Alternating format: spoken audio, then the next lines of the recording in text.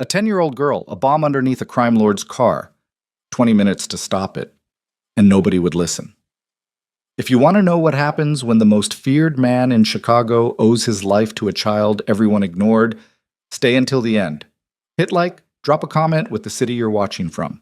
I want to see how far this story travels. But the flowers were starting to die. Amara noticed it the way she noticed most things, quietly, without making a sound about it, the way her grandmother had taught her. The pink carnations in the left bucket had gone soft at the edges, petals curling inward like they were trying to protect something that was already gone. She'd bought them 3 days ago from Mr. Delacroix's stall on Maxwell Street, paying 60 cents a bunch because he liked her, and because her grandmother had known his wife before the stroke. Now they were wilting in the October cold, and nobody had bought a single one since noon. She adjusted the cardboard sign taped to the front of the bucket. Fresh flowers. $3 per bunch. The tape was starting to peel from the cold, same as everything else on this block. The Hansong Grand Hotel rose behind her like something that belonged in a different city. 42 floors of glass and steel and a lobby you could see from the sidewalk. All pale marble and gold fixtures and men in suits who never looked down. She'd been selling flowers outside it for 11 months, since the summer after her mother died, and in all that time exactly one person who worked inside had ever spoken to her directly. That was Hector, the older doorman with the white mustache and the bad knee, who sometimes slipped her a granola bar when the managers weren't watching. Tonight, Hector wasn't on the door. 2 men she'd never seen before stood at the entrance in hotel uniforms that didn't quite fit right. Too stiff across the shoulders, too new. She'd noticed them when she arrived at 4:30. By 5 o'clock, she'd decided something was wrong with them, though she couldn't have said why exactly. It was something in how they stood, like men pretending to wait, rather than men who were used to it. The wind off the lake cut through her jacket. It was a good jacket, olive green, hooded, her mother's favorite color, but it was 2 years old and a size too small now, and the zipper stuck at the bottom if you weren't careful. She worked it up with 2 fingers without looking down. Habit. She sold 1 bunch of white daisies to a woman in heels who didn't make eye contact and dropped a 5 without waiting for change. She sold nothing else for the next 40 minutes. At 5:15, a black SUV pulled up to the curb ahead of the hotel's main entrance and 2 men in dark coats climbed out. They swept the sidewalk with their eyes in a way she'd seen before, the way men looked at a room before the important man walked into it. One spoke into his collar. The other positioned himself near the ornamental concrete pillar to her left. The important man was coming. She knew who it was without needing to be told. 11 months of standing on this sidewalk had taught her the rhythms of this hotel, the way a musician learns a song. Which car meant which arrival, which cluster of suits meant what kind of meeting, which tension in the doormen's shoulders meant trouble versus ceremony. Kang Tae-hyun arrived on Tuesdays and Thursdays, always between 5:30 and 6, always in the armored Mercedes that idled in the hotel's underground garage until 20 minutes before his exit. She'd never been close to him. Nobody on the sidewalk got close, but she'd seen him enough to know his shape, the height, the way he moved like the sidewalk owed him something, the absolute absence of warmth in his expression. She'd been afraid of him the first few times. She wasn't anymore. Fear, she'd learned, was a thing that wore down if you had enough other things to be afraid of. Her grandmother's cough, the electric bill, the carnations dying before she could sell them. At 5:19, the 2 men near the hotel entrance shifted positions, and that was when she heard the voices. She almost missed it. There was a silver sedan parked at the curb 30 feet from where she stood, and 2 of the uniformed men, the fake ones, the stiff-shouldered ones she'd been watching, had drifted toward it and stood with their backs to the street. They were speaking low and fast, in Russian. The language hit her the way it always did, first as sound, then as structure, then as meaning, all 3 arriving in a cascade that happened before she consciously decided to listen. Her mother had spoken Russian the way most people breathe, without thinking about it, in the middle of other sentences, switching mid-thought when the right word only existed in one language and not the other. Amara had grown up inside that sound. She'd lost a lot since her mother died, but she hadn't lost that. She turned her head away from them and kept her hands on the flower buckets and listened. The first man said, "It's in position. Under the driver's seat, left side, behind the bracket." The second said, "Confirmation from Victor?" First man, 20 minutes ago. It's live. A pause. Traffic noise. A bus hissing past. Second man, What about the secondary? First man. Korlov and Demir are across the street. Third floor, northeast corner. If the device fails, they don't. The second man said something she didn't catch. The bus was too loud. Then, 6 o'clock. He always goes to the car at 6. She stopped hearing the rest. Her ears were still working. The sounds were still entering her skull. But the processing had frozen somewhere between input and meaning, because what she had just heard was not the kind of thing 10-year-old girls heard standing next to buckets of dying flowers outside hotels in the early evening. It was the kind of thing that existed in movies, in the stories her grandmother warned her away from. In the news broadcasts they watched on the 12-inch TV with the antenna that needed repositioning every 15 minutes. Bomb. Under the driver's seat. 6 o'clock. She looked at her phone. Her grandmother's old Samsung, screen cracked down to the left side, battery at 31%. 5:21. 39 minutes. She looked at the Mercedes in the hotel's circular driveway. Black, armored, engine off, driver's door shut. She looked at the two Russian-speaking men who had drifted back toward their positions, separated again, faces neutral and professional. She thought about her mother, which she didn't let herself do very often anymore because it didn't help. She thought about her grandmother, who was home right now watching her program, and probably didn't realize the electric bill was 2 weeks overdue. She thought about the flower buckets she would have to carry home on the bus if it got too cold and nobody bought anything. Then she thought, somebody is going to die in 38 minutes, and I might be the only person who knows. She picked up the bucket, just the carnations, the ones that were already going, and walked toward the hotel entrance. The two men in the stiff uniforms tracked her without turning their heads. She felt it the way you feel someone watching you from behind. She kept her face aimed at the door and tried to look like someone who had a reason to be going inside. The real doormen stopped her. "No vendors," said the younger one, stepping forward. He was maybe 25, Chicago accent broad in the chest. "You can't bring merchandise inside. I need to talk to somebody." She heard how young she sounded and hated it. "It's important. You can't be in here. There's something wrong with the car. Mr. King's car. I heard. You need to step back from the entrance." His voice had shifted, gone professional and flat. "I'll call someone to help you find your guardian." "I don't have a guardian here. There's a bomb." She said the word too loud. She knew it the moment it came out. The young doorman's face did something complicated, alarm and dismissal fighting each other, and then dismissal won. "Step back from the entrance, miss." "I'm serious, step back." He was already reaching for his radio. She stepped back. She stood on the sidewalk and breathed and thought hard and fast. The bucket of carnations hung from her right hand, petals still curling inward, dying quietly. The two fake security men were watching her now, without pretending not to. She had 36 minutes. She walked around the side of the building to the loading dock entrance, where the kitchen staff came out to smoke. She'd talked to some of them before, not often, but enough to know faces. A heavy-set man in a white coat was standing there with a cigarette, looking at his phone. "Excuse me." She climbed the 2 concrete steps to get closer to him. "I need you to tell somebody inside that there's a problem with Mr. Kang's car." He looked up from his phone, looked at her, looked back at his phone. "Kid, I do prep work. I don't know anything about cars. I'm not asking you to fix it. I'm asking you to tell somebody who works security that there might be something wrong. That's it." "How do you know something's wrong with the car?" She couldn't say I heard 2 men speaking Russian. She knew how that sounded. I heard some people talking outside about Mr. Kang's car." The man took a long drag from his cigarette. "You selling flowers out front?" "Yes." "Then you need to go back out front and sell flowers. You don't want to get involved in anything to do with the people in this building." He wasn't wrong. She knew he wasn't wrong. And yet, can you just tell someone? Just mention it to someone inside? He dropped the cigarette, stepped on it, and went back through the door without answering. She stood on the loading dock steps and pressed her palms against her thighs, hard, and tried to think. 33 minutes. She went back to the front, called 911 from her cracked screen Samsung. The dispatcher was professional and patient and didn't hang up on her, which she appreciated. She explained what she had heard as clearly as she could. 2 men, Russian language, bomb under the driver's seat of the black Mercedes in the hotel driveway, 6 o'clock. She gave the hotel address. There was a pause. "Can I get your name, sweetheart?" She almost winced at the word. "Amara Brooks." "And how old are you, Amara?" She knew why they were asking. She told them anyway. 10. Another pause. She could hear the dispatchers breathing, the background noise of the call center, something being typed.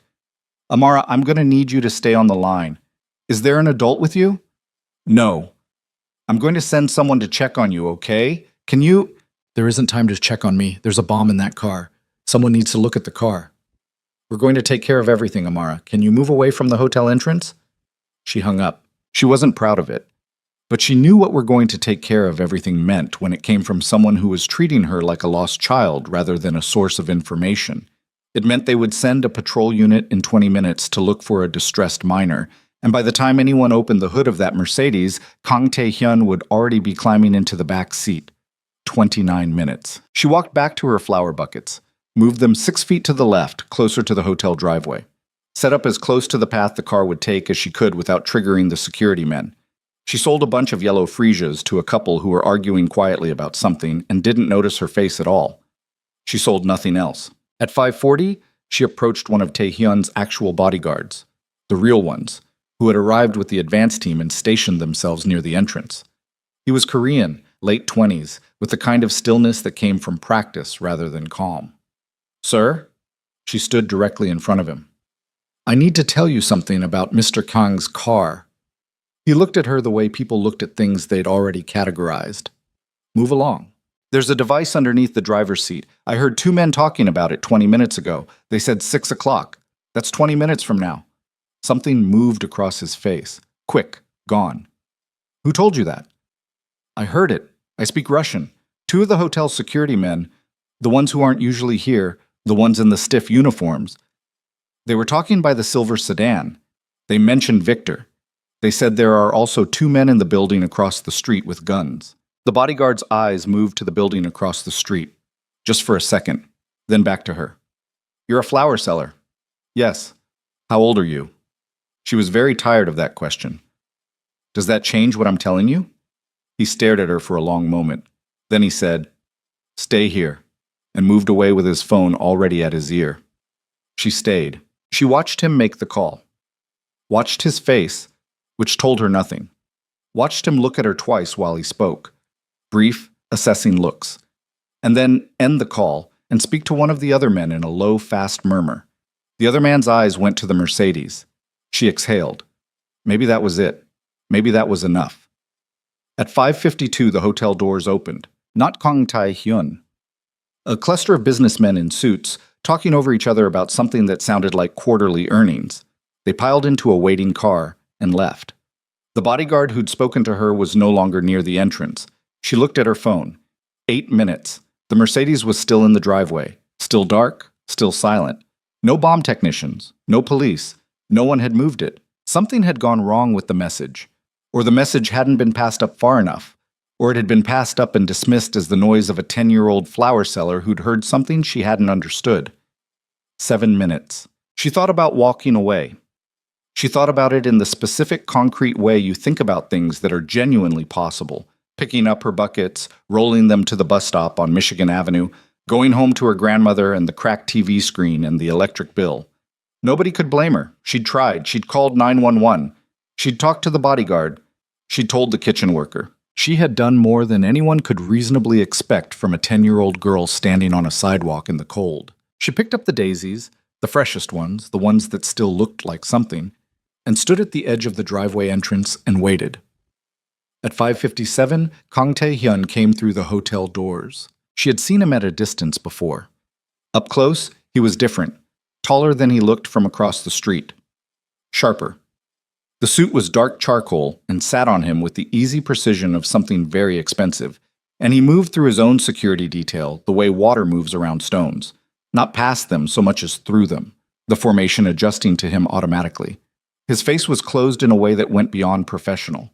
It was the face of someone who had spent a long time not letting things land on him. His eyes swept the entrance and the driveway and registered nothing unusual, which meant the bodyguard had said nothing or had been dismissed or had been part of it. She didn't know which and didn't have time to figure it out. He was walking toward the car. She moved into the driveway.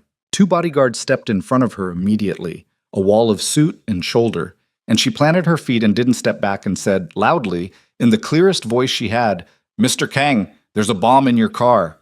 One of the bodyguards reached for her arm. Taehyun stopped. Not the way a person stops when they're startled. The way a person stops when something has triggered a calculation. He looked at her over the shoulder of the bodyguard between them. Really looked, which was not something he did casually. And she looked back and didn't let herself look away. "Let her speak," he said. His voice was quiet and flat, and the bodyguard released her arm immediately. She held out the flowers, absurdly. She didn't know why. Then she lowered them and said, "There are 2 men in hotel security uniforms. They spoke Russian. They said there's a device under the driver's seat, behind the bracket on the left side. They said it goes off at 6. They also said there are 2 shooters in the building across the street, 3rd floor, northeast corner, in case the bomb doesn't work." Silence. The bodyguard nearest Taehyun said something low in Korean. Taehyun didn't respond to him. He kept his eyes on her. "You speak Russian?" "Yes." "How old are you?" She breathed out through her nose. 10. Something changed in his face. Not softening. That wasn't the right word. Something more like adjustment. A recalibration. "How long have you been standing outside this hotel?" 11 months. "Selling flowers?" "Yes." He looked at the Mercedes, then back at her. "Their names, the men you heard. They mentioned Victor. One of the other ones. They said Korlov and Damir were across the street." The bodyguard nearest him went very still. Taehyun reached into his jacket, not for a weapon, for a phone, and said 3 words in Korean. Then he looked at her again and said, "Step away from the vehicle. Both directions, all the way to the sidewalk, now." He was already moving, already turning, already talking into the phone.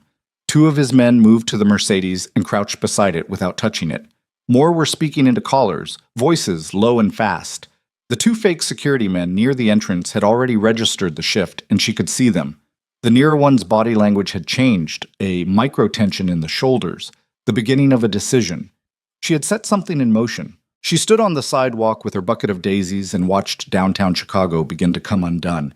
And somewhere behind the wall of organized motion, she heard the first siren in the distance. A thin, rising note moving fast through the evening traffic. Still blocks away, but coming, definitely coming. And across the driveway, through the controlled chaos of men repositioning, she caught Kang Tae-hyun's gaze one more time before his security closed around him. He was still looking at her, not the way adults looked at children they'd underestimated, the way a man looked at something that had just reordered his understanding of the world and hadn't yet decided what to do with that. Then his wall of security folded around him and he was gone, and the sirens got louder, and one of the fake security men broke from his position and ran. And nobody except Amara saw the second one, the one who hadn't run, the one who had stayed, reach slowly into his jacket. The second man's hand was still inside his jacket. Amara saw it from the sidewalk. The way the fabric pulled tight at the shoulder, the way his elbow angled out, the way his feet shifted to a wider stance like he was preparing for the recoil of something. Everyone else was watching the fake security guard who'd run. The bodyguards were splitting their attention between Tae-hyun's position and the direction of the fleeing man. The 2 bomb technicians who'd arrived in the first patrol car were moving toward the Mercedes in a crouch. Nobody was watching the second man. She opened her mouth. Nothing came out.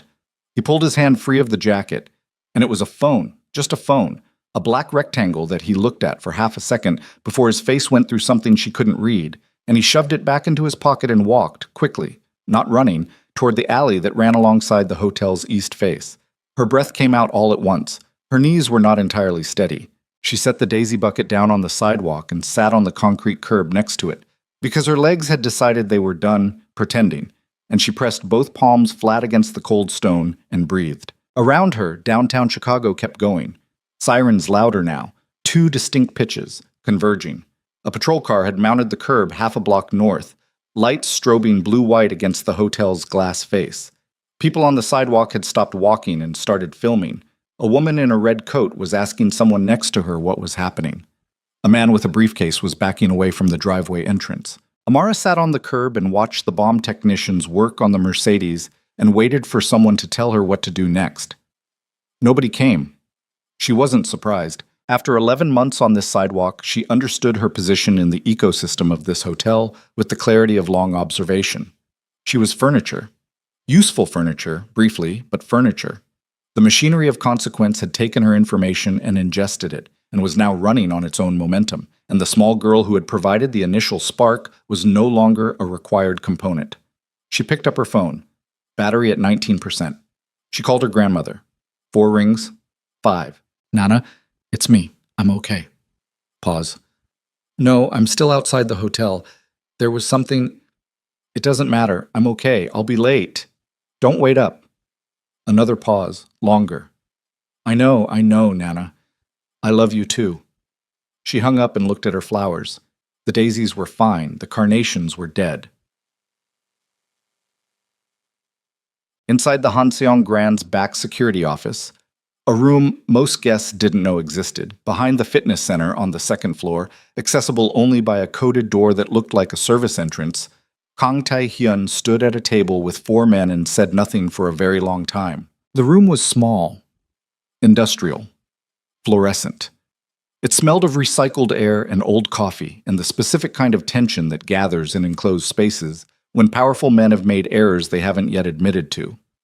A bank of monitors covered the right wall, feeds cycling through the hotel's 42 floors and all 6 exterior angles.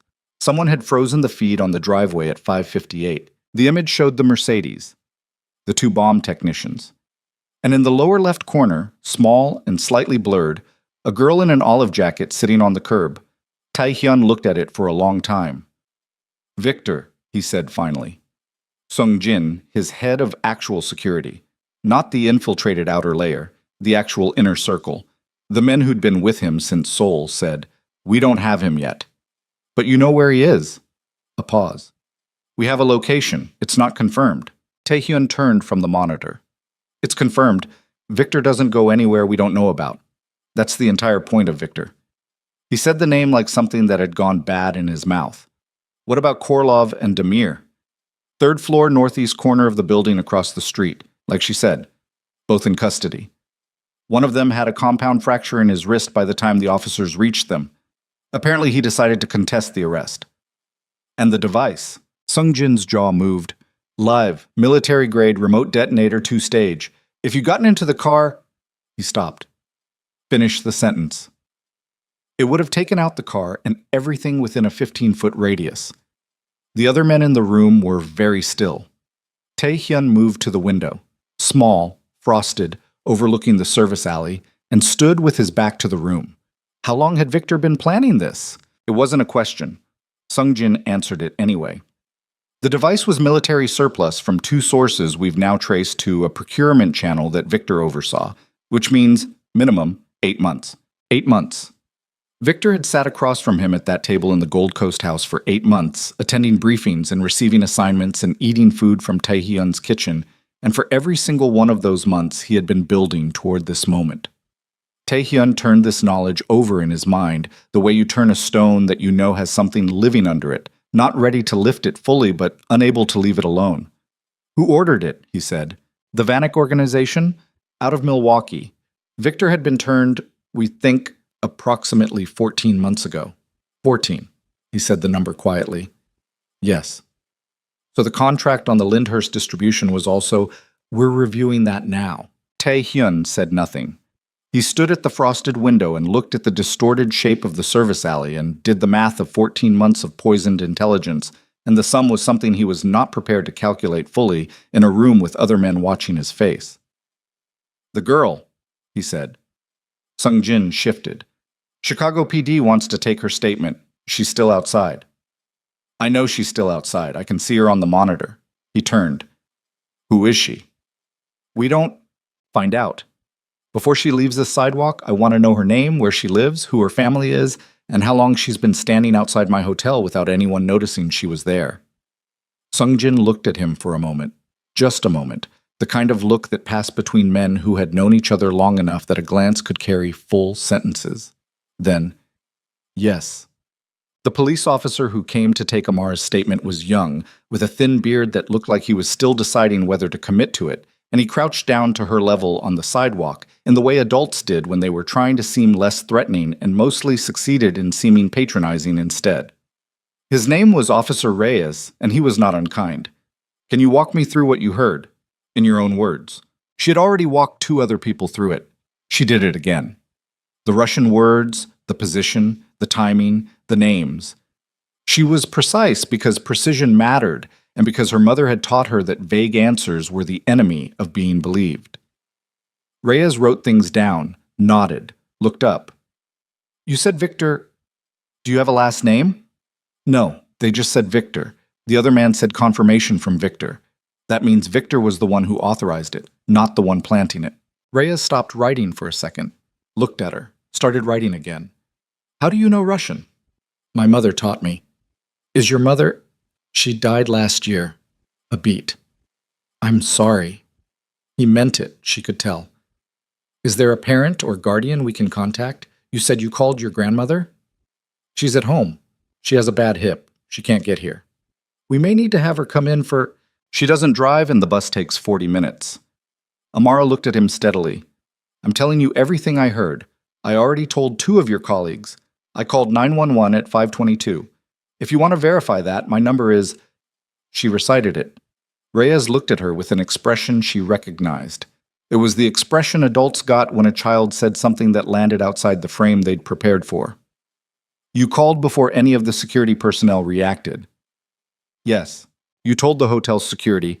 I told a doorman who dismissed me, a kitchen worker who ignored me, and one of Mr. Kang's actual bodyguards who apparently passed the message up through channels that did not reach him in time.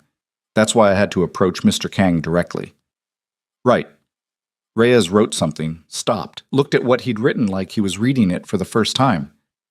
Amara, you understand that what you did tonight. Is there anything else you need from me? My phone's at 12%. He blinked. We'll want a formal statement at the precinct, with your grandmother present. Okay. Can I arrange a ride for you to get home tonight? She looked at her flower buckets, 2 full ones and the dead carnations. Can the ride fit my inventory? He stared at her for a second. Then something in his face broke slightly and he said, Yeah, I think we can manage that. What? They managed it. A patrol car with a large trunk and a sergeant who said nothing. The entire drive took her home to the 2-bedroom on South Wentworth with the cracked front step and the window unit that rattled in the wind. Her grandmother met her at the door. Agnes Brooks, 71, 4'11", with the posture of a woman who had refused to be diminished by 80 years of reasons to try, and looked at the police car and then at Amara and said, Child, what have you done? Nothing bad. Amara set the flower buckets in the entryway. I helped someone. Agnes looked at the police officer who was carrying the second bucket up the front steps. Ma'am? He nodded. Agnes looked at her granddaughter. I'll explain everything inside, Amara said. She didn't sleep until after 2. Not because she was afraid. Fear, again, was a resource she'd been running lean on for long enough that it didn't spike the way it probably should have. She lay in her bed in the narrow room with the water stain on the ceiling that looked like a running dog and stared at it and ran the evening backward and forward in her mind the way you debug something, checking for errors. The thing that stuck was the man who hadn't run, the one with his hand in his jacket. He'd walked into the alley. The police had been focused on the one who'd fled east, and Taehyun's men had been focused on securing their principal, and nobody had gone into the alley after the second man. She'd told Officer Reyes about him. He'd written it down. She didn't know what that meant in terms of action. She turned onto her side and looked at the crack in the wall above the baseboard. She thought about Victor, whoever he was, the man whose name she'd pulled from a conversation that wasn't meant for her. Sung Jin, Taehyun's head of security, was at that moment sitting in a room somewhere trying to locate him, and Victor, who had spent 14 months building toward tonight, now knew that tonight had failed. Men who built things for 14 months didn't stop when the thing failed. She didn't know why she was thinking about this. It wasn't her problem. She had no connection to Kang Taehyun beyond 11 months of sidewalk proximity and one very strange evening. She had done what she could do, and it had worked, and it was over. She closed her eyes. Her phone buzzed. Unknown number. Chicago area code. She stared at it. At midnight on a Tuesday with 12, now 11% battery. She answered, Ms. Brooks. A man's voice. Korean accent. Slight. Careful. I apologize for the hour. My name is Sung-Jin Park. I work for Mr. Kang. A pause. He would like to speak with you. She sat up. Now? Tomorrow morning, if possible. He understands this is an unusual request and that you have no obligation to agree. Is he going to ask me questions or tell me things? A beat. I believe it will be both. Is he angry? Another beat. Longer. No. She looked at the water stain on the ceiling. The running dog. 9 o'clock, she said. I have to be back by 11 to buy flowers for the afternoon. A pause that she couldn't read. 9 o'clock. A car will come to your address. She almost asked how he had her address. Then she remembered the way Tae-hyun had looked at the monitor with her image frozen in the corner and decided she already knew the answer to that. Okay, she said, and hung up and lay back down. Yeah. She was there at 9 exactly, not the hotel. A building on the near north side, glass and stone, residential above and private below, the kind of building that didn't have a sign and didn't need one. The car that collected her was black and clean and driven by a man who introduced himself as James and spoke only twice the entire ride, once to confirm her name when he arrived and once to say they'd arrived. Her grandmother had made her wear the good coat, the navy one with the actual functioning zipper, and had stood in the doorway watching the car until it turned the corner. Sungjin met her in a lobby that looked like the idea of a lobby rather than a real one. Too clean, no mail slot, no building directory. He was shorter than she'd expected from the voice, with the build of a man who had once been lean and had added density over the years in the specific way that had nothing to do with softness. He looked at her for a moment. "Thank you for coming," he said. "You said he wanted to talk." "He does." He gestured toward the elevator. "He's upstairs." The elevator was small and fast and said nothing. Sungjin stood with his hands clasped in front of him and looked at the door. She looked at the door. On the 4th floor it opened directly into a room. Not a hallway, a room, that was large and sparse and had windows on 2 sides, and a table in the middle with 2 chairs and a coffee tray, and a man already standing at the window with his back to the room. Tae-hyun turned when she came in. In the daylight, and without the adrenaline of the previous evening rearranging her perceptions, he looked different again, less like a force of nature, more like a man who was tired in a way that sleep hadn't fixed in a long time. There were lines around his eyes she hadn't seen the night before. He was in a different suit, darker, quieter, and he had his hands in his pockets, and he watched her cross the room with an expression that she still couldn't fully read, but that had less of the calculated assessment of last night and more of something she recognized from her grandmother's face sometimes, something that looked like it was measuring a debt. "Sit down," he said, not unkindly. She sat. He remained standing. "You called 911 at 5:22, he said. "Yes." The call was logged and assigned low priority. A unit was dispatched at 5:58. She said nothing. "You spoke to one of my outer security staff at 5:40. He passed the message to his immediate supervisor, who was one of Victor's men. The message was suppressed." She absorbed that. "So even if I hadn't come to you directly, you were the only working link in the chain." He said it flatly, without drama. "Every other path was either blocked or inadequate. If you had walked away at any point before 5:57, I would be dead." She looked at the coffee tray. There was a cup in front of her. Real coffee, the actual kind, not the brown water from the gas station near her building. She hadn't taken it yet. "Okay," she said. He pulled out the other chair and sat down across from her. This seemed to cost him something, in a way she couldn't precisely identify. Like he was more comfortable standing. "I want to understand why you didn't walk away," he said. She looked at him. "Is that a serious question?" "Yes." She picked up the coffee cup and held it in both hands. Warm. "Because someone was going to die." "People die in this city every day." "Not in front of me." He was quiet for a moment. "You didn't know me," he said. "I knew you were a person." He looked at her with that expression again, the debt measuring one. Then he looked at the table, then back at her. "Viktor Mikhailov was taken into custody at 4 this morning," he said, "in a building in Evanston. He will not be a problem." He said the last sentence in a way that made it very clear the word custody was doing significant work. "The man who went into the alley," she said. His eyes sharpened. "You saw him." He had his hand in his jacket. Everyone was looking at the one who ran. He walked into the east alley. Tae-hyun looked at Sungjin, who was standing near the elevator with the stillness of a man who had learned to be present without being intrusive. Something passed between them in a look. His name is Petrov, Taehyun said. He is not yet in custody. Oh. He is being located. She nodded. Then, because she was tired and the coffee was good, and the morning had already been too many things, is that why you wanted to talk to me? To find out what else I saw? Taehyun looked at her for a long time before he answered. No, he said. He reached into his jacket. She watched his hand, a reflex from last night, and placed a white envelope on the table. Then he placed a second one beside it. The first is to cover the cost of any flower inventory you weren't able to sell last night, he said. The second is... He stopped, chose the next words carefully in a way that seemed slightly unfamiliar to him, like precision with language was something he did professionally, but not personally. I would like your grandmother's contact information. With her permission, I would like to discuss your living situation. Amara looked at the envelopes, looked at him. My living situation, she repeated. You're 10 years old, selling flowers on a sidewalk in October to help pay utility bills. The way he said it wasn't pity, it was something flatter and harder than pity, like a fact being read from a document that shouldn't exist. How do you know about the utility bills? I know a great deal about you now, Amara. He paused. I know your mother died 14 months ago. I know your father is not in the picture. I know your grandmother receives a fixed income that does not cover everything it needs to cover.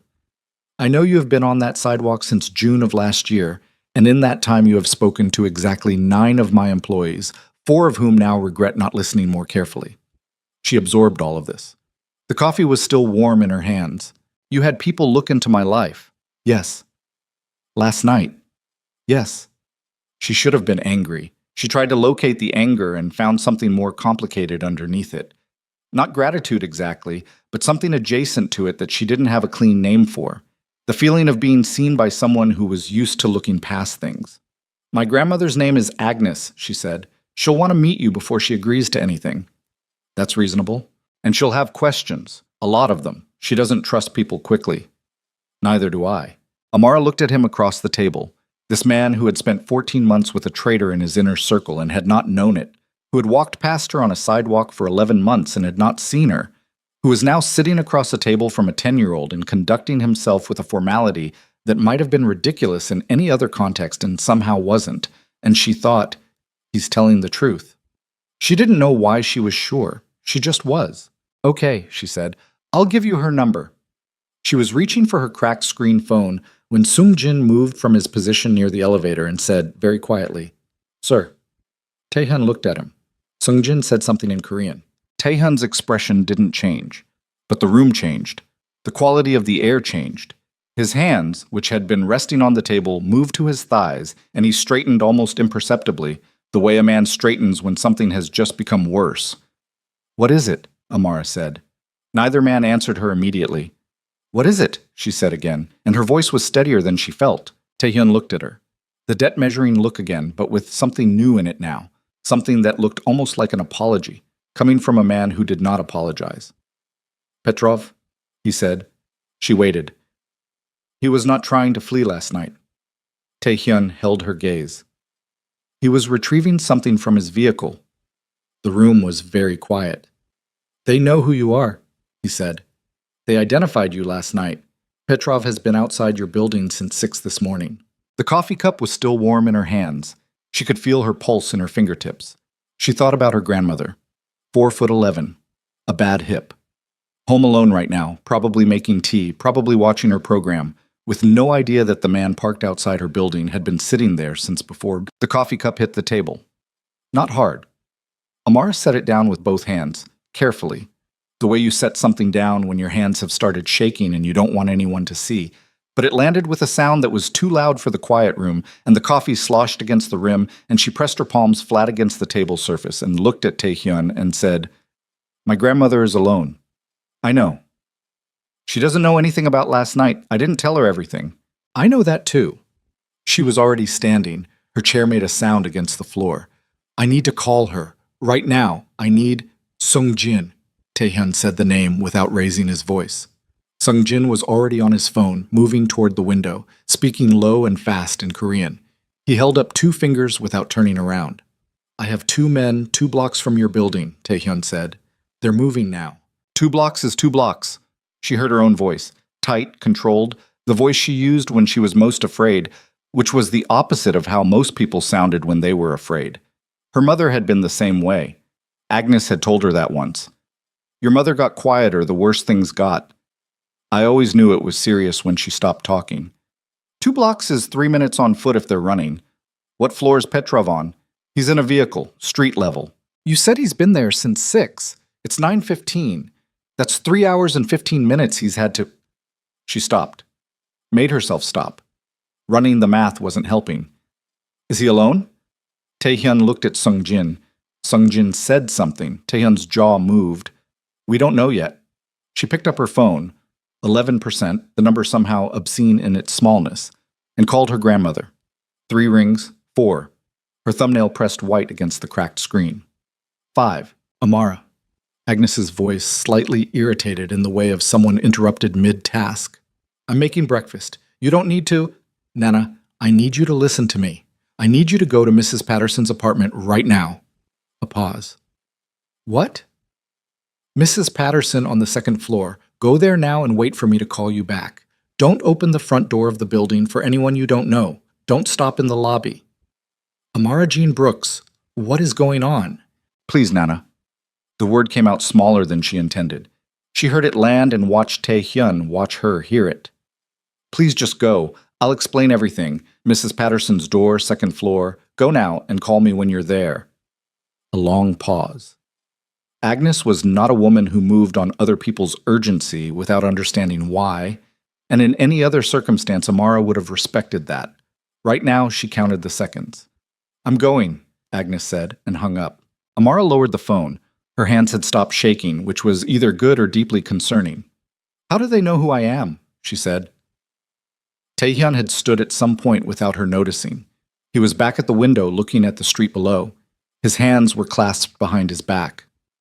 The hotel has exterior cameras that cover the sidewalk, he said. Victor's people had access to the security feeds for at least 8 months. 8 months of footage. 8 months of her face, her buckets, her routine. So they've known who I was since before last night. They knew you existed. They wouldn't have considered you a factor. A pause. Until you became one. She processed this. Petrov saw me approach you. Yes, and he saw your reaction. She was thinking out loud now, the same way she worked through problems at school, following the logic wherever it ran. He knew the plan was exposed before anyone else reacted. That's why he stayed. Not to run, not to fight, to document. Taehyun turned from the window and looked at her with an expression she couldn't name, like something had just confirmed something else. The phone, she said, the one he pulled from his jacket. He wasn't checking messages, he was taking pictures. Of you, Taehyun said. Of your face. Close enough for a facial match. The room was very still. And then he walked into the alley, she said, and sent them to whoever needed them, and drove to my building. She sat back down, not because she wanted to, but because the logic of all this had weight, and the weight needed to go somewhere. They don't want me as a target. I'm 10. I'm not a threat. She worked it through. They want leverage. Taehyun said nothing. They're going to use my grandmother to control what I say. To the police, to the press. If I recant, if I say I misunderstood, that I was mistaken about what I heard, Victor's legal team has already filed preliminary motions, Taehyun said. The primary argument is that a single witness, a minor, not a native Russian speaker who was not verified on scene, is insufficient to establish, I am a native speaker. The words came out flat and final. My mother spoke to me in Russian every day of my life until she died. I am more fluent in Russian than most adults in this city. I know that. Victor's lawyers don't care about that. No, they don't. She looked at the 2 envelopes still on the table. She hadn't touched them. They looked strange to her now, like objects from a different version of this morning, one where the problem was simple and the solution was money.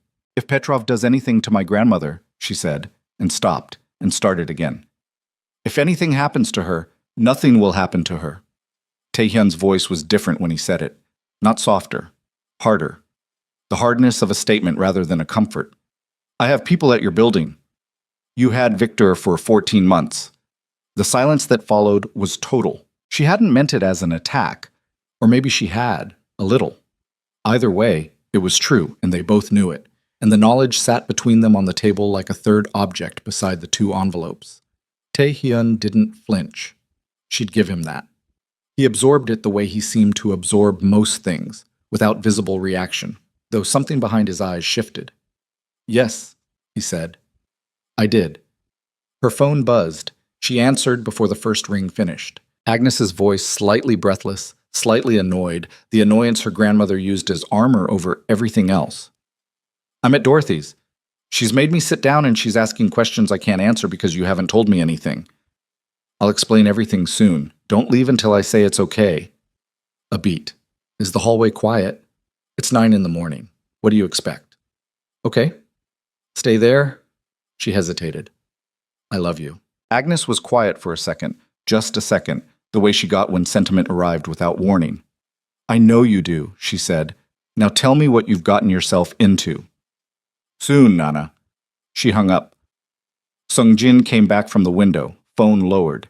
He looked at Tae-hyun and said 2 words in Korean. Tae-hyun's shoulders moved, barely, a kind of internal compression. "What?" Amara said. "Petrov is gone." Tae-hyun said it to the room, not to her specifically, but she was the one who needed to hear it. "He moved the vehicle approximately 6 minutes ago. We don't have a current location." "Your men." "They reached the block. The vehicle was already gone." She looked at the window. October Chicago outside, gray and flat. The street below moving at its own indifferent pace. Someone down there was walking a dog. Someone was carrying coffee. The city had no idea. "He already got what he needed," she said. "The pictures. The location of my building? He's not waiting around to get picked up." She rubbed her eyes with 2 fingers. She was very tired, and the day was not yet 10 o'clock. "He's reporting back, planning the next move." Tae-hyun sat down across from her again. "I want to move you and your grandmother," he said. "Today. Somewhere my people can cover properly." "To where?" "I have a property." "Your properties," she said, "are things Victor had 14 months of intelligence on." The words landed. She watched them land. Tae-hyun leaned back in the chair. He looked at her for a long time. The overhead light was fluorescent and flat, and made everyone look like a fact rather than a person, and in it she could see how old he was. Not in years, but in the specific way that certain kinds of life aged you. Not decay, sediment. "You're right," he said. "So your safe houses aren't safe." "Not all of them?" "How do you know which ones Victor didn't compromise?" "I don't. Not yet. We're still auditing." "That could take days." "Yes." She looked at the 2 envelopes again. Then she looked at Sung-jin, who had been standing near the elevator for the last several minutes, with the careful stillness of a man who was pretending to be furniture but was in fact processing everything. She looked back at Tae-hyun. "Is there anyone in your organization you're completely certain about?" Tae-hyun glanced at Sung-jin. "2 people," he said. "Who?" He looked at her steadily. "Sung-jin. And my driver, James, the one who brought you here." "James is the only person outside this room who knows this location right now? And the 2 men near your building, but they're outer security and I cannot yet—" He stopped. "Cannot yet verify," she finished. He nodded. She pressed her thumb against the crack in her phone screen, tracing it. The crack ran from the upper left corner diagonally down through the center and stopped just before the home button, and she'd traced it so many times in the last 14 months that the motion was unconscious. "There's a woman," she said slowly. "Her name is Dara Osei. She runs a community resource office on 63rd Street. She was my mother's friend. She has a room in the back of the office where people in trouble sometimes stay." She paused. "Nobody in your organization knows her. Nobody in Victor's network has any reason to know she exists." Tae-hyun was quiet, "She'll take my grandmother in," Amara continued. "No questions. I've stayed there before, after my mother died, for 2 weeks while we sorted out the situation with the apartment. She doesn't talk to people she doesn't know, and she doesn't owe anyone anything. I don't know this person." "That's the point." He looked at her for a long time. The look was not the debt-measuring one now. It was something more purely evaluative. The look, she thought, of a man who was used to being the one who planned and was currently confronting the fact that he was not the one best positioned to plan. "I'll send Sung-jin with you," he said. "1 person, fine." She stood up. "We need to go now." "Amara." She stopped. "What I said before, about Victor, about the 14 months. He chose the words carefully again, that slightly unfamiliar precision. You were right to say it. My negligence created this situation. I want you to understand that I am aware of that. She looked at him. I'm not asking you to forgive it, he said. I'm telling you that the debt runs in one direction only, and that it runs from me to you, not the other way around. Whatever happens today, your safety, your grandmother's safety, that is my responsibility. Not a favor, not a transaction. She picked up the good coat, the navy one with the functioning zipper, and put it on. I know, she said. And then, because she was 10 and tired and the morning had been too much, and something about his face in that moment looked like a man standing in the rubble of something he'd built badly. It's okay. You didn't know about me either. Most people don't. She walked to the elevator. Sungjin fell in beside her. Behind her, she heard Tae-hyun say something low into his phone. His voice had changed again, back to the flat command register, the operational voice. She didn't look back. The elevator descended. Dara Ose was 53, Nigerian-American, with natural hair going silver at the temples, and the energy of a woman who had long ago decided that chaos was simply weather and you dressed for it accordingly. She ran the Southside Resource Collective out of a converted storefront on 63rd that looked, from outside, like nothing in particular. Inside it was organized with the specific efficiency of a person who had spent decades making limited resources do unlimited work. Filing cabinets labeled in 3 colors, a coffee station that was always running, a corkboard with 40 things pinned to it, and a clear system for all 40. When Amara walked in with Sungjin behind her, Dara looked at the man in the suit, then at Amara, then at the suit again. Who's this? She said. He works for someone I helped last night. There's a situation. Dara looked at Sungjin for another full second. He looked back without flinching. She turned back to Amara. Your grandmother? She needs to be somewhere safe for a few days, maybe less. I don't know yet. Is she hurt? No. Are you hurt? No. Dara looked at Sungjin once more. He's staying. Outside, Amara said. On the street. Dara nodded once, the nod of a woman cataloging a new problem alongside the 17 she was already managing. I'll call Mabel from the church 2 blocks down. She has a car. We can have your grandmother here within the hour, if she's willing to move. She'll be willing, Amara exhaled. She won't be happy, but she'll be willing. Dara put her hand briefly on Amara's shoulder. Not a hug, not sentimentality, just a point of contact, and picked up her phone. Sungjin stepped back outside. Amara sat in the plastic chair nearest the door and pressed the heels of her hands against her eyes and tried to organize the information she had into something that had a shape. Victor in custody, but connected to the Vanek organization in Milwaukee, which meant the order didn't die with Victor's arrest. Petrov mobile and currently unlocated. Her grandmother's address compromised. Tae-hyun's safe house network partially or fully burned. And something else. Something she'd been circling without landing on it. She lowered her hands. The hotel security feed. 8 months of Victor having access to it. 8 months of watching Tae-hyun's patterns, his arrivals, his departures, his team. That was the assassination intelligence. That was the how of last night. But the Vanek organization hadn't just wanted to kill Tae-hyun. If they had had 8 months to do it in dozens of ways. The car bomb on a fixed schedule was theatrical, public. It was designed to send a message as much as eliminate a threat. Why now? Why this way? She pulled her phone out. 7% battery. She needed a charger and she needed it in the next 10 minutes, or she was going to lose the only line she had to anyone. Dara, she stood. Do you have a charger? Samsung port. Dara pointed at the coffee station without looking up from her call. She plugged in and sat back down and thought. Victor had been turned 14 months ago, the same month her mother died. That was coincidence. She wasn't the kind of person who attached meaning to timing. But the number had lodged in her because 14 months was specific. 14 months meant this wasn't opportunistic. Somebody in the Vanek organization had identified Victor and had invested serious time and resources in developing him. That required intelligence about Tae-hyun's inner circle that predated Victor's turning. Someone had pointed at Victor and said, that one, that's the one we can use, which meant there was something else. Something under Victor. She was still thinking about this when her phone buzzed at 9% recharged, and Sungjin's voice came through with a different texture than it had had all morning, tight and careful in the way of a man editing himself in real time. Amara, I need you to stay inside. Don't come to the door. She stood up. What happened?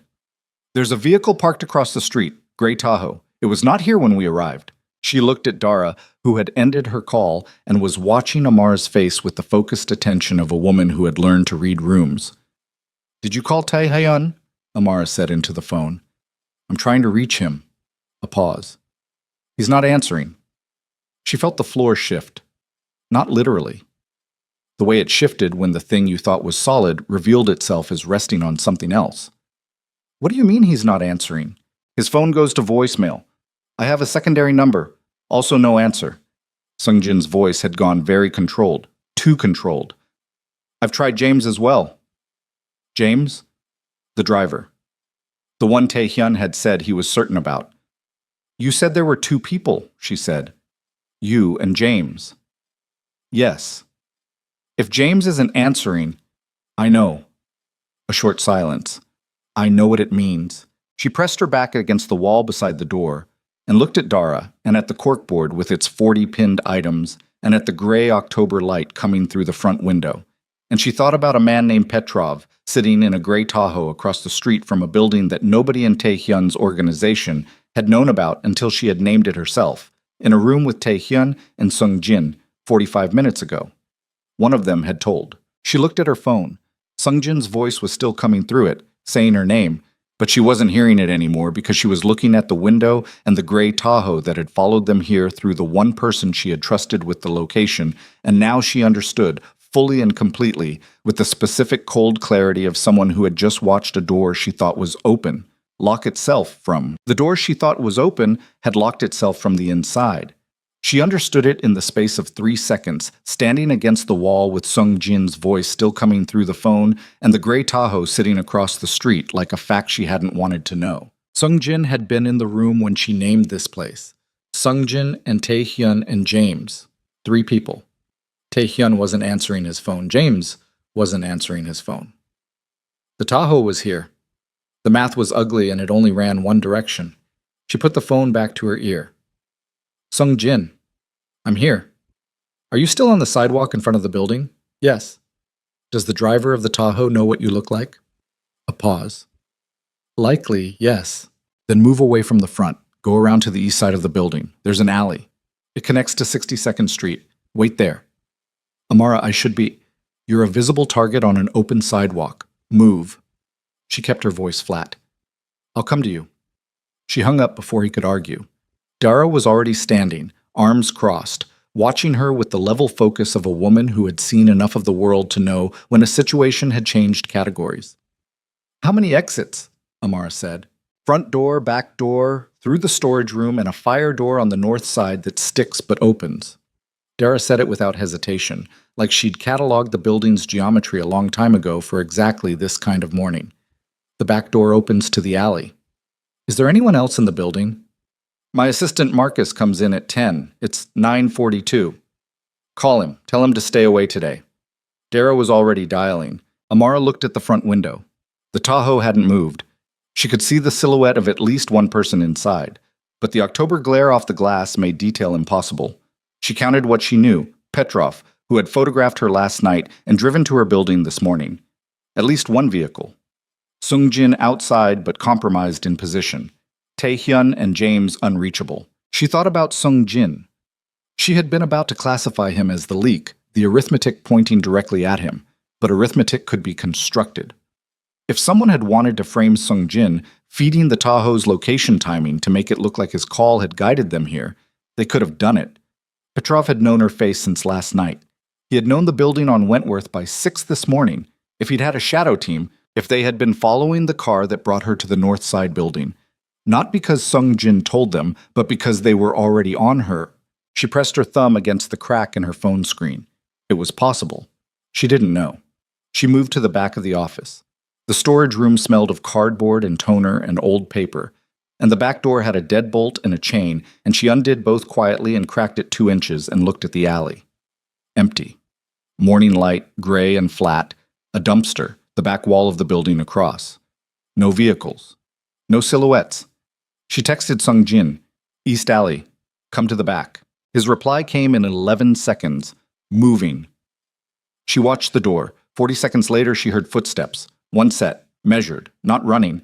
And Sung Jin appeared at the alley entrance, and she watched him walk the full length of the alley without looking behind him or to the sides, which either meant he was certain there was no one following or meant he already knew there wasn't because he was the one who had called them.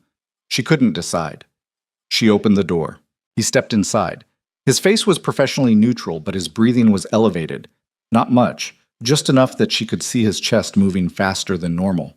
He looked at her, then past her at Dara, then back. "The vehicle hasn't moved," he said. "I know, we're not going out the front." She looked at him steadily. "I need to ask you something, and I need you to answer it straight." His jaw tightened. "You think I told them?" "Did you?"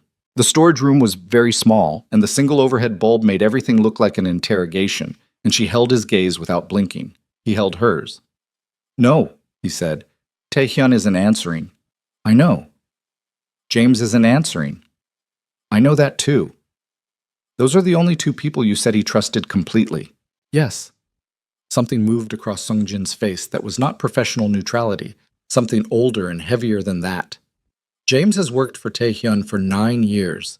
If James turned—" He stopped, started again. Victor was the outer ring.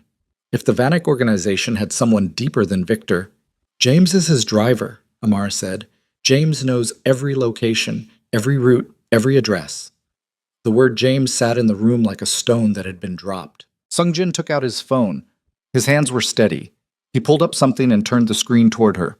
A map, a blue dot, moving. Taehyun's phone. "I have a shadow track on all principal devices." He watched the dot. "He's on the expressway, north, moving fast." "He's in a car." "Yes." "Is he driving it?" Sung Jin's expression answered that before his words did. "The movement pattern is consistent with highway speed. There's no stop-start. He's not in control of the vehicle." She felt the cold move up her spine. They have him. They may have had him since before we left the building. She thought about Taehyun at the window on the 4th floor, the carefully chosen words, the 2 envelopes on the table. She thought about him saying the debt runs from me to you with the specific flatness of a man who meant what he said and was not used to saying it. She thought about him trusting James for 9 years. "Where's the track going?" she said. Sung Jin watched the dot. "Industrial corridor, north of the city. There's a warehouse complex the Vanek organization is known to operate out of." "You know where it is?" "I know of it. I've never been there." "But you know the address?" "Yes." She looked at him. He looked at her. The storage room smelled of cardboard, and the bulb buzzed faintly, and outside on 63rd Street, a gray Tahoe sat in front of a building that someone had led it to, and Kang Tae-hyun was on a highway moving north at speed in a vehicle he wasn't controlling. "Call the police," she said. Sung Jin's face did something. "If I call the police and I'm wrong about where he is, impam amici amakis. Call them. Give them the track data. Give them the Vanek warehouse address." She held his gaze. "If you're the one who told them about this building, calling the police is the last thing you do right now, so call them." A long moment. He held the phone. Then he dialed. She turned back to Dara while he talked. "Is your car in the alley?" "Around the corner, 62nd Street. I need you to take me somewhere." Dara looked at her with the expression of a woman doing a rapid and serious calculation. "Where?" "North. Industrial corridor." She paused. "You don't have to. I can find another way. You're 10 years old and the only other option you have is a man you're not sure you trust." Dara uncrossed her arms. "I'll get my keys." Dot. They went out the north fire door that stuck and opened, Sung Jin first, then Amara, then Dara, pulling the door shut behind her.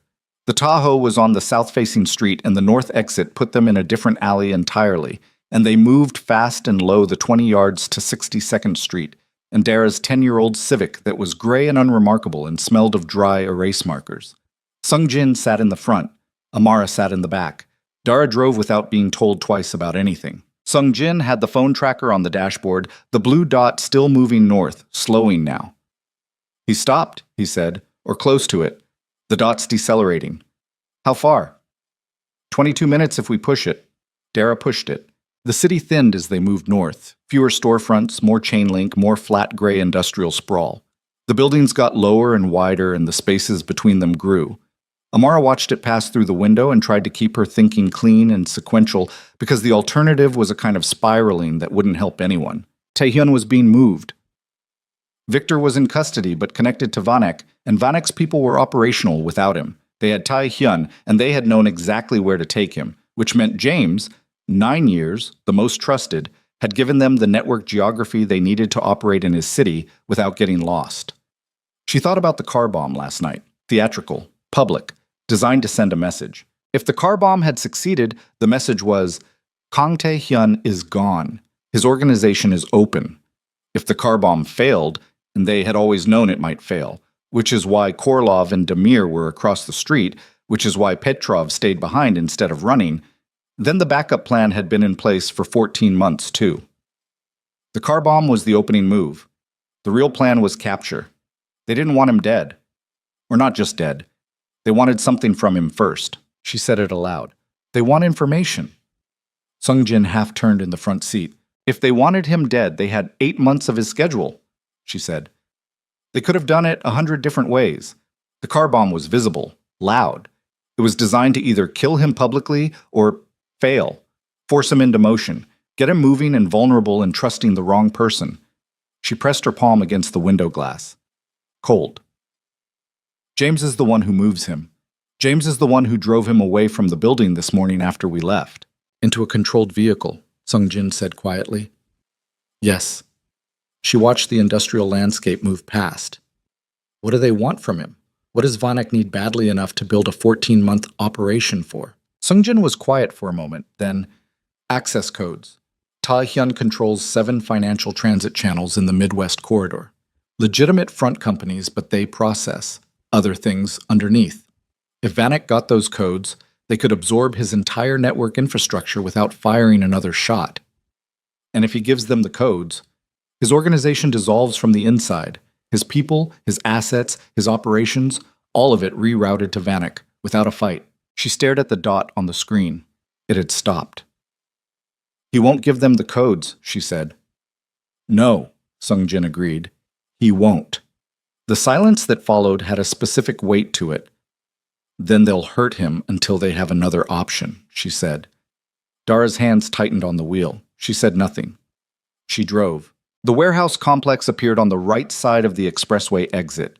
3 large connected structures behind a perimeter fence, with a private access road and a gate that was currently open. No visible signage. 3 vehicles in the lot that she could see from the road, one of them black, one of them a dark SUV, and one of them the kind of nondescript cargo van that was either delivering something legitimate or absolutely was not. Dara rolled past without slowing. I'm not stopping in front of that.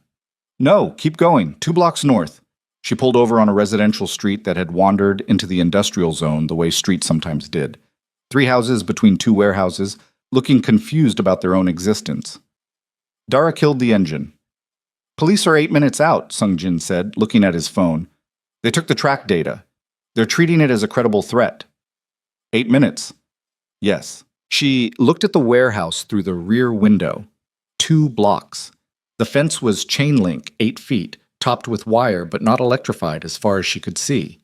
The access road was the only vehicle entry, but the fence ran along the side of the building, and there was a section nearest the north face where a drainage ditch ran underneath. She'd seen it from the car, a gap in the fence line where water erosion had lifted the bottom panel. She was 10 years old. She was the smallest person in this car.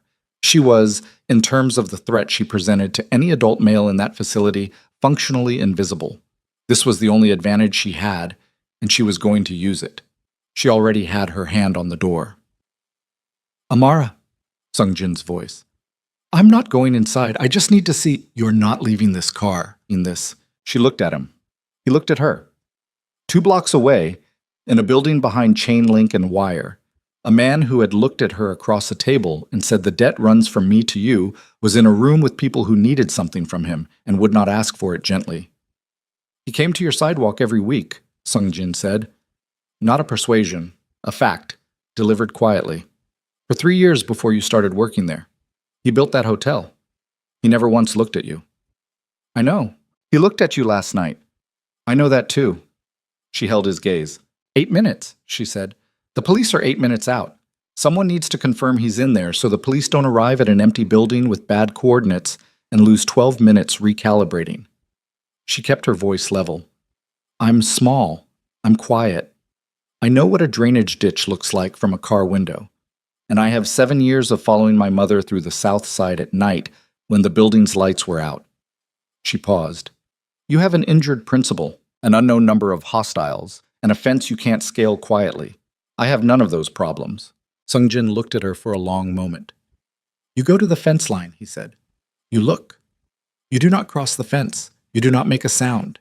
You see what you can see, and you come back to this car and you tell me. Yes. If anything moves toward you, you run. You don't think about it. You run. Yes. He reached into his jacket and took out his phone, the one with the tracker, the one with the police contact, and held it out to her. Keep this. If something happens, press the green call button. It redials the last number. She took it. 2 blocks, he said. You go along the drainage side, not the road. Stay low. She opened the door. The air outside was cold and smelled of rust and standing water, and the particular emptiness of industrial zones on weekday mornings. She pulled the good coat around her and moved along the edge of the road, where the gravel shoulder met the ditch, staying below the sight line of the fence. The drainage gap was where she'd seen it. A 2-foot clearance between the bottom of the fence panel and the ground, the chain link lifted and bent by years of water. Large enough for a 10-year-old girl to slide through without making a sound. Not large enough for an adult. She pressed herself flat against the cold ground at the base of the fence and looked through it. The warehouse lot was quieter than she'd expected. One man near the cargo van, smoking, facing away from her. The side door of the main warehouse was propped open with a concrete block. Light inside, but artificial, cold, fluorescent. She could hear voices. Not the words, too far, too muffled. But the register. 2 distinct voices, lower and controlled. And underneath them, intermittent, a third voice that was different in texture. Strained, the specific sound of a voice that was working hard to stay flat and wasn't entirely succeeding. She knew that voice. She had heard it for 45 minutes that morning across a table with 2 envelopes and a coffee tray. She pulled out Sungjin's phone, pressed the green call button. When the line connected, she didn't wait for the voice on the other end. He's here, she said. Main warehouse, side entrance, propped door on the north face. 1 visible guard near a gray van, south side of the lot. The access road gate is open. A pause. He's alive. He's talking. You need to move now. She started to pull back from the fence. The guard near the van turned around. He was looking directly at her. For 1 second, 1 full, crystalline, unforgiving second, they looked at each other across 40 feet of cracked concrete and gray morning air, and she saw his hand drop to his side and his body shift from idle to something entirely. She ran. Not away from the fence, toward it. Back through the drainage gap, the cold ground scraping her palms. The chain link catching the hem of the good coat for 1 terrible second before she yanked free and rolled to her feet on the gravel shoulder and ran along the ditch line the way she'd come, low and fast, her breath coming in hard white puffs in the October air. Behind her, she heard the man shout. 1 word, Russian, a name, Petrov's, she thought. Or maybe a command, it didn't matter. And then the sound of boots on gravel moving toward the fence and the metallic shudder of chain link as he hit it at speed. She didn't look back. The fence was 8 feet. The wire at the top was there. He'd need 10 seconds minimum to get over it, and that was 10 seconds she intended to use completely. She ran the 2 blocks on pure instinct, legs driving, arms pumping, the Civic's gray shape resolving out of the morning murk ahead of her. Sungjin was already out of the passenger door before she reached it. He'd heard the shout, she realized, or he'd been watching. And he caught her by the shoulders as she came in, and she grabbed his arm and said, breathing hard, "He's moving. Fence, north side, 30 seconds. Sungjin looked past her. His hand moved to his jacket. "Don't," she said. "Police are coming. Don't make this something else." His hand stopped. From behind them, from the direction of the fence, she heard the guard hit the ground on the outside. Then footsteps. Running. Dara started the car. The footsteps were close, and then they weren't. She heard them change direction, heard the guard make a decision that wasn't them. And when she looked back from the Civic's rear window, the man was running toward the warehouse's access road gate, not toward the car, and she understood. He wasn't coming for her. He was going inside. He was warning them. "Drive," Sungjin said. Dara drove, not away, north, around the block, parallel to the warehouse's far side. because there was only one exit road, and if she drove south toward the expressway, she'd be driving toward where the police were coming from, and that was exactly where she wanted to be. Sung Jin was on the phone. Units approaching from the south on the access road, one hostile on foot inside the perimeter. Principal is alive, main warehouse, north face entrance. He listened. 2 minutes? Confirmed. He lowered the phone. 2 minutes. She sat in the back seat of Dara's Civic with her scraped palms pressed against her thighs, and her pulse in her ears, and she breathed. In through the nose, out through the mouth, the way her mother had taught her when things got loud. 4 counts in, 4 counts out. Her hands were bleeding a little. Not badly. She hadn't noticed until just now. "You're hurt," Dara said from the front seat without looking back. "Fence, I'm fine." "You're not fine, your hands are bleeding." "Later," Amara said. 2 minutes was 2 minutes. She was going to use them breathing. The police arrived in 3 units, 2 marked, 1 unmarked, and hit the access road at speed with lights going, and she watched from the Civic parked half a block north as the vehicles disappeared through the gate she'd been looking through 4 minutes ago.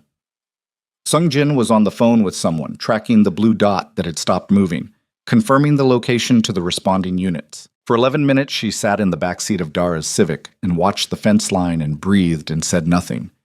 Then more units arrived. Then an ambulance. Then a black vehicle she didn't recognize that moved with the deliberate authority of something that didn't need sirens. Then Sung Jin exhaled, just once, short, controlled, and looked at his phone screen and lowered it to his knee. "They have him," he said. She closed her eyes. Not relief. Not yet. Something earlier than relief. The cessation of a particular kind of tension. The letting go of the breath you'd been holding so long, you'd stopped knowing you were holding it.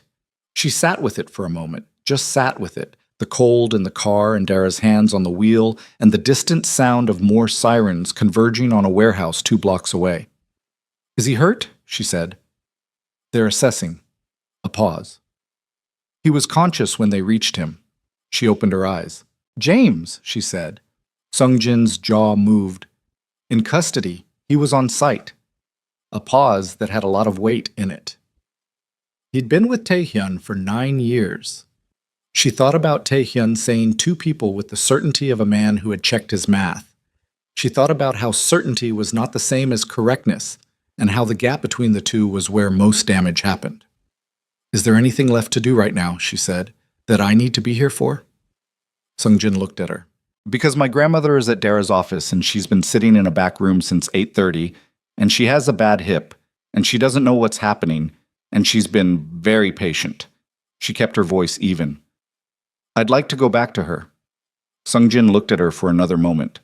Then he turned to Dara. "Can you take her back?" Dara had already put the car in drive. Agnes Brooks did not cry when Amara walked through the door of the Resource Collective and sat down across from her at the folding table in the back room. She looked at Amara's hands, the scraped palms, the dried blood, the fence rash across the heel of her right hand, and she pressed her lips together, and she reached out and took both of Amara's hands in both of hers and held them. She didn't say anything for a while. Dorothy Patterson, who had been sitting in the corner with a cup of tea and the good manners not to ask questions, quietly gathered her things and left. "Tell me," Agnes said. Amara told her. All of it. From the moment she'd heard the Russian voices at the silver sedan through the past 4 hours of moving and hiding and chain link and scraped palms. She told it the way she told most things, in order, without dramatizing, leaving nothing out because leaving things out was something she didn't have patience for anymore. Her grandmother listened without interrupting, which was not her natural mode. She listened with the specific quality of attention of someone who was containing their own reaction by force of will in order to hear the information first. When it was over, Agnes held her granddaughter's damaged hands and looked at the middle distance for a long time. "You went to the fence," she said. "Yes." "When the man was there." "Yes." Agnes breathed in through her nose. "Your mother," she said, and then stopped, and then started again. "Your mother would have done exactly the same thing, and I would have been just as furious at her." Amara looked at her grandmother's hands around hers. The knuckles were large and the skin was thin, and the grip was the same grip it had always been. The grip of a woman who had held on to things through decades that tried to take them. "I'm okay, Nana."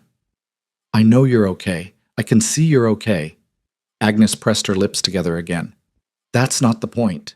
Dara came in from the main office with a first aid kit and set it on the table without comment, pulled a chair up, and began cleaning the heel of Amara's right hand with the practiced efficiency of someone who had done this many times in this room for many different people in many different difficult mornings. Agnes watched. The man, she said. Kang. He's going to be okay, Amara said. I think. You think. He was conscious when they found him. Agnes nodded slowly, the nod of someone filing information rather than accepting it. He wants to help us, Amara said. He said so. Men in his position say a lot of things. I know. You trusted him anyway. Amara looked at her hands while Dara worked. I trusted that he was telling the truth about being in debt. People who are used to owing nobody. When they finally admit they owe someone, they mean it. They don't know how to say it otherwise. Agnes looked at her granddaughter for a long moment. When did you get so old? She said. It wasn't really a question. Amara didn't answer it. Sat, Taehyun was in a private medical facility on the North Shore for 4 days. She didn't visit. She'd thought about it and decided against it, not from reluctance, but from the instinct that certain things needed space and time before they were real, and that a hospital room in the aftermath of what had happened to him was not the right container for whatever the next conversation between them would be. She sent a message through Sung Jin. 2 sentences. I hope you recover quickly. My grandmother wants to meet you when you're ready. She received in return a message of 4 sentences in careful English that Sung Jin read to her over the phone because she'd asked him to. I was informed you approached the fence. That was not part of the agreement. I would have been very angry if it had gone differently. I am grateful it did not. She almost smiled at the 4th sentence. Almost. She went back to selling flowers on the sidewalk outside the Hanseong Grand on the 3rd day after, because the bills were what they were, and November was coming, and the carnations wouldn't sell themselves. Hector was back on the door. He came down from the entrance during a quiet stretch in the mid-afternoon and stood beside her buckets and looked at her without saying anything for a moment. Heard what you did, he said. People keep saying that, because people keep being impressed by it. She handed him a bunch of yellow freesias. For your wife. He took them. She'll like these. He looked at the hotel entrance, then back at her. You know he's coming back Thursday. I know. Things might be different with how people treat you out here. She looked at the buckets. The carnations were fresh this week. She'd found a better supplier, a woman on the far south side who grew them herself in a greenhouse and sold them cheap if you showed up early enough. They were good carnations, pink and white, and still tight at the petals, not a curl of dyeing anywhere. Things were fine before, she said. Hector looked at her for a moment. Then he nodded, once, the nod of someone who knew better than to argue with a true thing, and went back to the door. Taehyun came back on Thursday. She was in her usual spot when the black SUV came around the corner. Not the Mercedes, which was presumably still in an evidence facility somewhere, but a different vehicle, a Suburban with different plates and a different driver.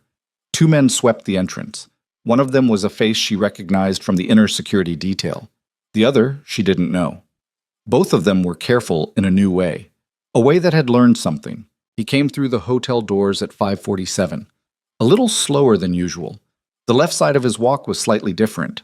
She'd read about the ribs in the brief account that had made it into the news cycle. 2 fractured, treated, and released. He moved like a man who is paying attention to something inside his own body and choosing not to let it show on the outside. He stopped in front of her flower buckets. She stood. He looked at her. She looked at him. The late afternoon October light came down between the buildings at a low angle and lit the side of his face and made him look for a moment like someone from a different kind of story. He had a cut above his left eyebrow, nearly healed, butterfly stitched. His eyes were the same as they'd always been, closed, careful, assessing, except that something behind them had shifted in a way she couldn't name precisely but recognized. He had been a person who walked through rooms without being touched by them. He was still that person. But the room had touched him this time, and he knew it. Your grandmother, he said. She's ready to meet you. Saturday, if that works. She wants it at our apartment. He considered this. The apartment on South Wentworth with the cracked front step and the window unit that rattled. The idea of Kang Tae-hyun sitting on their second-hand furniture drinking Agnes Brooks's coffee was almost too large to hold in the mind all at once. But she held it. "Saturday," he said. "What time?" 2 o'clock. She makes lunch. Something moved across his face. Something too quick and controlled to name. "I'll be there." He looked at the carnations. "How much?" he said. $3. He reached into his jacket. Slowly, she noticed, protecting the left side, and placed a 20 on the rim of the bucket. "Keep the change." She looked at the 20, looked at him. "My flowers are worth $3, she said. He held her gaze for a moment. Then something happened that she hadn't expected and wouldn't have predicted. The right corner of his mouth moved just slightly, in a way that wasn't quite a smile, but was the shadow of where a smile might eventually be. He took the carnations, the pink ones, the tight ones, the good ones, and he walked toward the hotel entrance, and she watched him go. Saturday arrived gray and cold, and the radiator in the apartment made its clunking sound every 20 minutes with the regularity of a bad clock. Agnes had made doenjang jjigae from a recipe she'd found online at 11 o'clock the night before, because she'd asked Amara what Korean people ate when they were guests somewhere, and Amara had said she didn't know, and Agnes had said, "Then I'll find out." And the apartment smelled of fermented soybean and tofu and the particular warmth of a kitchen working hard. Taehyun arrived at 2 o'clock exactly. Sungjin was with him. Agnes had been told there would be two, and they stood in the doorway of the apartment on South Wentworth, and Amara watched Taehyun look at the space. The water ring stains on the ceiling, the window unit, the 12-inch TV with the antenna that needed repositioning, the photographs on the wall that included a woman who had Amara's eyes and her mother's name written underneath in Agnes's careful handwriting. He looked at that photograph for 2 seconds longer than everything else. Agnes came out of the kitchen with a dish towel over her shoulder and looked at Taehyun with the direct, unimpressed assessment of a woman who had not spent 71 years refining her ability to read people only to stop using it now. "You're taller than I expected," she said. "Mrs. Brooks." He held out the carnations. White ones this time, a full bunch, wrapped in brown paper. "Thank you for having us." Agnes took the flowers and looked at them and looked at him. "You know she charged you $3 for these." "I know." "She gave back your 20. "She did." Agnes considered this, then she stepped back from the door and said, "Come in. Lunch is ready. You can tell me what you intend to do about my granddaughter's situation while you eat." Taehyun stepped inside. He sat at their table, the second-hand table with the slightly uneven leg that Agnes had fixed with a folded piece of cardboard, and he ate Agnes's doenjang jjigae, and he told her what he intended to do. Not in the language of transaction, not in the language of men who were accustomed to offering terms. In the language, halting in places, of someone who had looked at a debt squarely and was trying to pay it in the right currency. A house. Something real, not temporary. A neighborhood with good schools. A trust fund that would cover education from now through university. No conditions. No strings. No expectation of access to Amara or Agnes in exchange. Agnes listened. She ate. She asked 3 questions, each one precise as a needle, about the legal structure of the trust and who held oversight and what happened to it if something happened to him. He answered all 3 without hedging. When he was finished, Agnes put down her spoon and folded her hands on the table. "My granddaughter saved your life," she said. "Yes." "She did it because it was right, not because she expected anything back." "I know that. So what you're offering, this isn't a payment, it's not a transaction, it's not something she earned." Agnes held his gaze. "It's something you're doing because it's right, because you can, because the fact that a 10-year-old child has been standing on your sidewalk for a year in the cold to pay utility bills while you walked past her is something you want to correct." A long moment. "Yes," he said, "that's what it is." Agnes nodded, the slow, final nod of a verdict. "Then we'll talk to a lawyer," she said, and picked up her spoon, and the matter was settled. The house was in Bronzeville. 3 bedrooms, a real kitchen, a yard with 2 old oak trees that Agnes said reminded her of the yard she'd grown up in Mississippi, 60 years ago. It was 7 minutes from a school that Amara had already researched, and 2 blocks from a library branch that was open 6 days a week. They moved in on a Friday in November, first snow of the season coming down in thin flakes that hadn't decided whether to commit. Agnes stood in the kitchen and ran her hand along the counter twice, and looked out the window at the backyard and said nothing for a long time. Amara stood beside her and looked at the same view. The yard, the oaks, the snow that was trying, and felt something she didn't have a clean word for. Not happiness exactly, something more structural than happiness. The feeling of a floor that held. She still sold flowers, not outside the Hanseong Grand. That chapter had ended the way chapters ended, not dramatically, but by simply not continuing. She sold them at a farmer's market on Saturday mornings, 3 blocks from the new house, where she had a regular spot and regular customers who knew her name and sometimes brought their kids to buy flowers for their mothers. She charged fair prices and kept honest inventory and came home with money in her pocket that didn't have to disappear into the electric bill. The trust fund existed. She knew it existed. She didn't look at the statements because she was 10 and the statements were not relevant to her yet. Someday they would be. That was enough. The criminal machinery that had nearly killed Taehyun ground through its processes in the months that followed. Viktor Mikhailov was indicted on multiple federal charges and entered a cooperation agreement that unraveled 3 separate organized crime networks across 4 states. James Choi, 9 years, the most trusted, pleaded guilty to conspiracy and received a sentence that Amar read about briefly and then set aside, because the feeling she had about James Choi was not anger or satisfaction or any of the clean emotions. It was something more complicated and quieter, the understanding that people could be loyal for years and then be something else for reasons that had their own architecture, and that the architecture didn't always show on the outside. Petrov was arrested in Indiana 6 weeks after the warehouse, trying to cross into Canada through a route that hadn't accounted for the cooperation agreement Victor had already signed.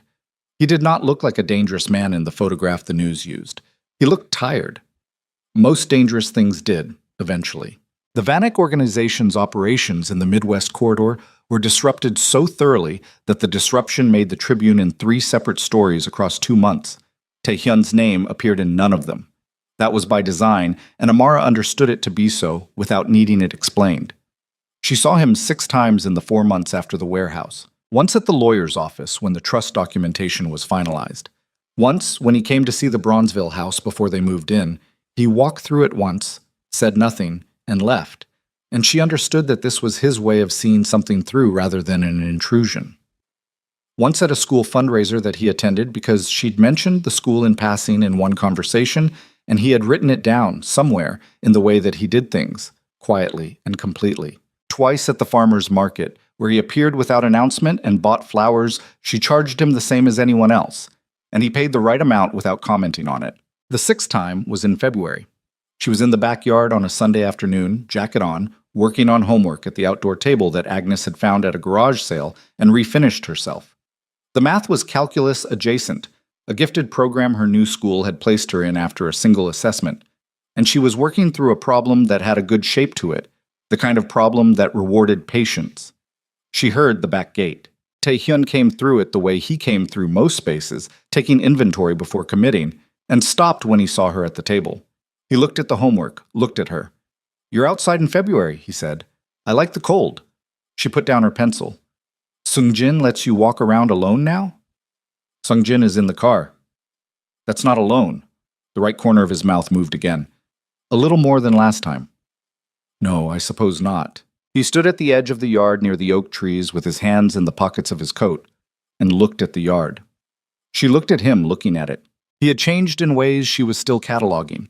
The walk was fully recovered, the rib favoring gone, though she suspected it would be back in cold weather. Old fractures always were. The closed quality of his face was still there, but the density of it had altered, as if something that had been packed very tightly had been given slightly more room. He was not a warm man. She didn't think he would become one, but he was a man who had started to notice things that were in front of him, and that was different from what he had been. "The school program," he said. "How is it?" "Hard. Good." She picked up her pencil again. "The calculus is annoying me, which means I'll figure it out eventually." "Your grandmother?" "Likes the kitchen, made me promise to learn how to cook in it. I'm working on it." He nodded, looked at the oak trees. "I'm opening a community resource center," he said. "On the south side, 63rd Street corridor." She looked up. "Dara Ose has agreed to consult on the programming structure," he said. She was direct about what it needed to actually work rather than merely exist. A pause. "I found that helpful." Amara thought about Dara and her corkboard with 40 items pinned to it, and her coffee station that was always running. She thought about Dara not asking a single unnecessary question on a hard morning, just handing over a first aid kit and cleaning scraped palms with practiced efficiency. "She'll make it good," Amar said. "I believe that too." She looked at her homework. The problem was still there, waiting with its good shape. She looked back at Tae-hyun. "Is that what you came to tell me?" she said. He was quiet for a moment. "I came to tell you that the center's name is going to be put to a public vote," he said. "Among the community members who will use it." He held her gaze. "But I know what I would like it to be." She looked at him. She was 10 years old, and she had buried her mother and helped raise herself, and learned 2 languages in a cracked screen world, and stood on cold sidewalks with dying flowers, and run along drainage ditches in October, and pressed her scraped palms against a chain-link fence, and called in a location while a guard's eyes found her across 40 feet of empty concrete.